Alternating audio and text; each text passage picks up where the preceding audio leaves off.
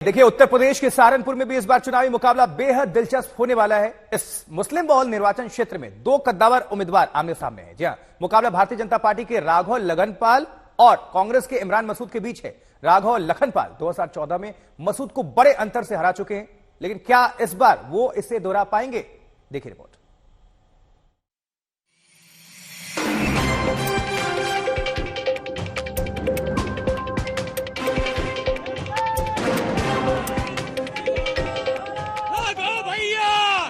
अक्सर सुर्खियों में रहने वाले सहारनपुर का रण इस बार भी रोचक हो गया है।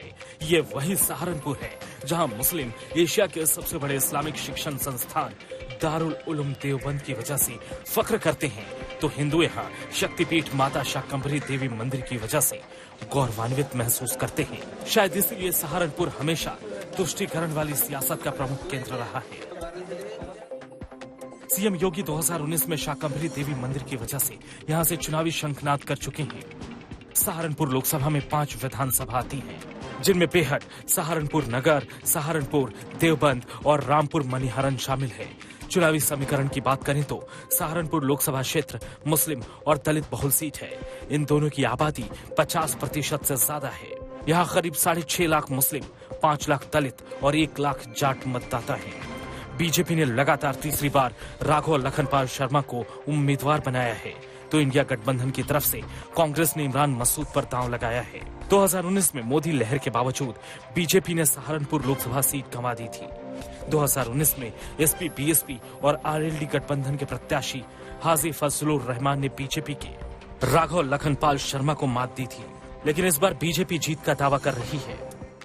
राघव जी, ये तो आपकी तीसरी लड़ाई है, तीसरी बार आप चुनाव लड़ रहे हैं। कितना आश्वस्त, किस मुद्दे पर, क्योंकि इस बार जनता के बीच में जा रहे, किस तरीके का रिस्पॉन्स? देखिए, हमने लगातार फील्ड में रह के काम किया है। हमारी सरकारों ने, चाहे केंद्र की हो चाहे प्रदेश की हो, आदरणीय मोदी जी और योगी जी के नेतृत्व में विकास के भरपूर कार्य करवाए हैं।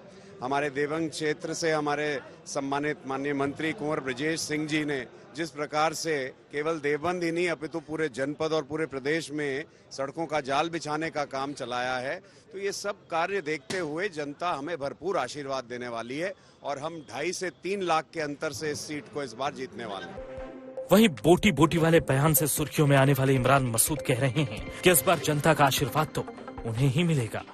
2019 में कांग्रेस के प्रत्याशी और पूर्व विधायक इमरान मसूद को 2 लाख से ज्यादा वोट मिले थे।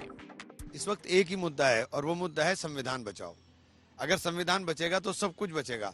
अगर संविधान ही नहीं रहेगा तो हम क्या होगा? संविधान ने हमें अधिकार दिए बराबरी का, संविधान ने हमें अधिकार दिए अभिव्यक्ति की आजादी का, संविधान ने अधिकार दिया आरक्षण देकर के जो शोषित वंचित वर्ग है उनको अपलिफ्टमेंट का। तो इस संविधान को बदलने की जब बातें चर्चाएं देश में करेंगे तो निश्चित रूप से लोगों के अंदर बेचैनी है और केवल एक ही मुद्दा है इस वक्त कि संविधान बचाएं, लोकतंत्र बचाएं। लेकिन बीएसपी इस चुनाव में गेम चेंजर की भूमिका में हो सकती है। मायावती भी मुस्लिम उम्मीदवार उतारकर मुस्लिम दलित समीकरण के जरिए उलटफेर के मूड में नजर आ रही हैं। हमारी टीम सहारनपुर के ठाकुर बहुल नांगल गांव में पहुंची, जहां आवारा पशुओं की समस्या किसानों के लिए बड़ा मुद्दा है। किसान बोले, पंजाब और हरियाणा के करीब होने पर भी गन्ने की सरकारी कीमत कम मिलती है। किसान के हित में बीजेपी सरकार न कभी पहले थी और न आज है। किसान का जितना भी ठगा गया किसान है, बीजेपी की सरकार में ठगा गया। ये मोदी जी केवल एक चीज रट रखी, पहले कांग्रेस के टाइम में ये था और हम ये कर रहे। पहले पैदावार ये थी, हमने पैदावार बढ़वा दी। किसान अपनी मेहनत से पैदावार बढ़ा रहा। सब लोग यहाँ पे आप देख रहे हैं, आवारा पशु भी है, ट्रैक्टर भी चल रहा है। ये ट्रैक्टर तब भी चल रहा था पर आवारा पशु तब नहीं था जो खेती को नष्ट कर रहा। गन्ना लगा हुआ है, गन्ने की कीमत मिलती है, पूरी प्रॉपर मिल रही है? गन्ने की कीमत प्रॉपर नहीं मिल पाती, इसमें लागत ज्यादा आने लगी। गन्ने में लागत ज्यादा हुआ है, कीमत उतनी मिल नहीं पाती, इसी वजह से गन्ना किसान बहुत घाटे में जा रहा। स्थानीय लोग बीएसपी सांसद से नाराज दिखे, जिसकी वजह गोद लिए शेखपुरा कदीम गांव की बदहाली बताई जा रही है। यहाँ स्कूल और मस्जिद के सामने कूड़े का अंबार लगा दिखा। क्यों होता है कि आप लोग का कहने के लिए तो गांव गोद ले लिया जाता है और कहा जाता है कि बहुत विकास होगा, लेकिन विकास बिल्कुल दिखाई नहीं पड़ता है। सर, ये सिर्फ कागजों में कार्रवाई है, इनकी और देखने के लिए कुछ नहीं है। आप देख लो कैसे जिंदगी है।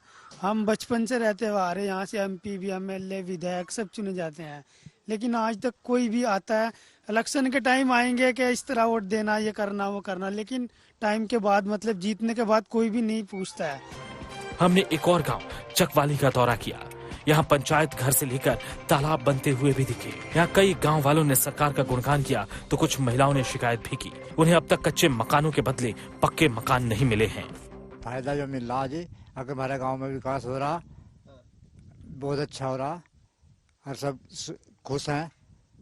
सबसे बड़ी बात यह है जी। आपके पास मकान कुछ बना है, सरकार ने कुछ दिया? हमारा तो कच्चा पड़ा है जी। हमारा तो हमने तो अप्लाई कर रखा है प्रधान जी के पास, जो बनवाएंगे तो अप्लाई कर रखा है, अभी तक बना नहीं? ना जी। सहारनपुर में 19 अप्रैल को वोट डाले जाएंगे और 4 जून को पता चलेगा कि जनता ने किसका राज तिलक किया।